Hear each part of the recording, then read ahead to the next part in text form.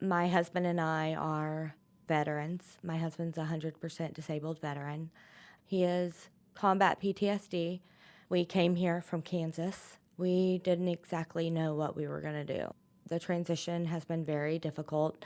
People always think that once you get out, you still have all these resources with the military, and it doesn't always happen that way. Once you hit that veteran status, it's a different world. Those VA checks don't come in, and those retirement checks don't come in for a long time. Veterans, a lot of times, are set up for failure because we have nothing to go to. We are almost on our own to figure out what's going to happen next. I cried a lot, not knowing what we were going to do and what kind of person my husband was going to be, because all he's ever known is to be a good soldier, and this isn't what we expected. I'm a caregiver to a husband that's 35 and a 3-year-old and a 4-year-old. They both have a lot of medical needs, and I went to apply for WIC, and one of the young men gave me a paper that showed all of the different farmers markets that are around the San Antonio area, and they offer these vouchers during the summertime, and you get to go and pick out vegetables for our family. So while I was there, I actually met a young man that gave me the information to contact the food pantry. And when I first talked to you, I just told you what I was needing, and you have one of the most kindest voices on the phone. I felt so loved, and I didn't even know you. I believe our conversation was 2 hours. Yeah. Probably longer than that.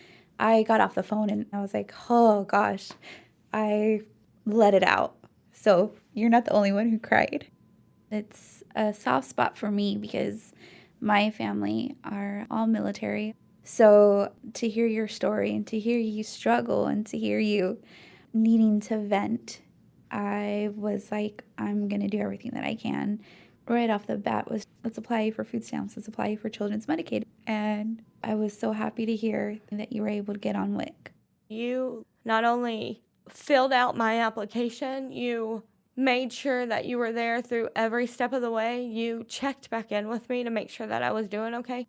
To have you to talk to has been such a great sounding board for me, because I've needed just a friend, making somebody smile or saying, hey, you look pretty. You did things for me that I can't do for myself.